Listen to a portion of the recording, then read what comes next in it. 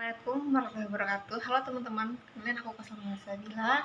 Aku mahasiswi dari Universitas Muhammadiyah Lampung. Sekarang sedang mengikuti kegiatan studi independen di PT Lakore, Sekolah Ekspor Lakore. Oke, di sini aku sedikit mereview, membahas terkait berita yang disampaikan oleh Menteri Perdagangan Bapak Budi Santoso terkait strategi selamatkan industri dalam negeri.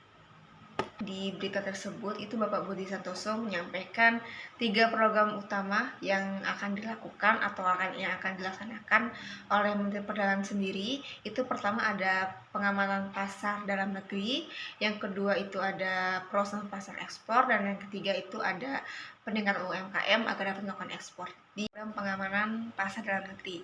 Saya setuju terkait program ini. Kenapa? Karena teman-teman perlu kita fokuskan, perlu kita pucukkan bahwasanya program negeri itu sekarang sudah bisa dikatakan sudah minim ya.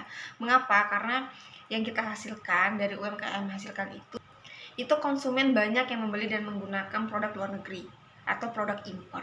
Nah, maka dari itu dari program ini saya harap pemerintah dapat benar-benar menekankan bahwasanya produk kita itu, produk lokal kita itu harus kita lindungi dari masyarakat kita yang memang sedang marak-maraknya, yang memang sedang suka gitu kan terhadap produk luar negeri atau produk impor gitu.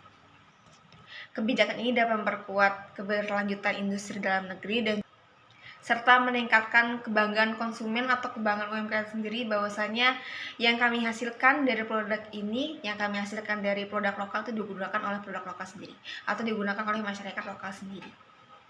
Tapi teman-teman, di sisi lain kita memang fokus terhadap produk kita memang fokus terhadap produk lokal yang memang harus digunakan, harus dikonsumsi gitu kan. Nah, terkait kebijakan ini teman-teman, di sisi lain memang kita ingin produk kita digunakan oleh masyarakat lokal sendiri, tetapi di sisi lain juga kita perlu teman-teman batasi produk impor. Jadi boleh tetap impor itu masuk ke dalam Indonesia, tetapi tidak sebebas ini, seperti itu.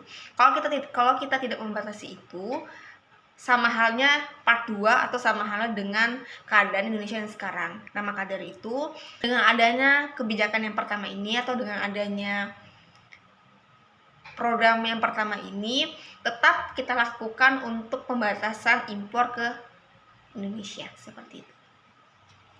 Program yang kedua, kebijakan yang kedua ini terkait perluasan pasar ekspor.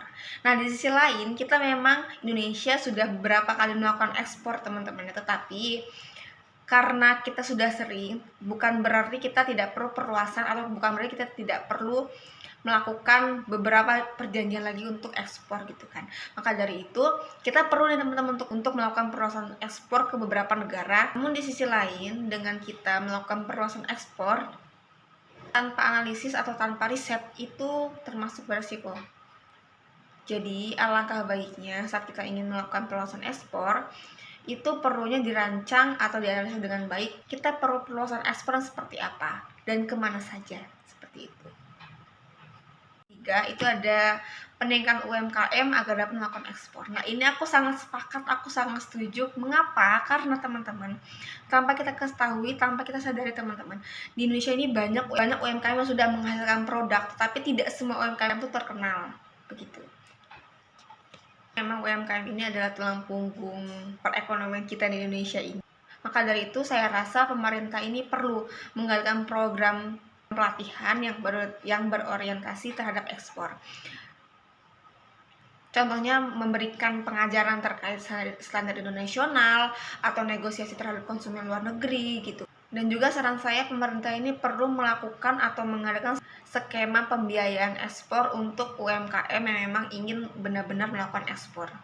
Seperti bank pemerintah atau swasta itu bisa diberdayakan untuk memberikan pinjaman atau bahkan secara gratis untuk UMKM yang memang ingin melakukan ekspor sendiri. Karena sekarang adalah zaman yang canggih teknologi, maka dari itu saran saya yang terakhir adalah pemerintah ini perlu mengadakan edukasi kepada UMKM untuk memanfaatkan platform digital atau e-commerce seperti Amazon, Alibaba, dan juga lain sebagainya untuk memperluas jangkauan produk UMKM itu sendiri. Sekian dari saya, terima kasih. Wassalamualaikum warahmatullahi wabarakatuh.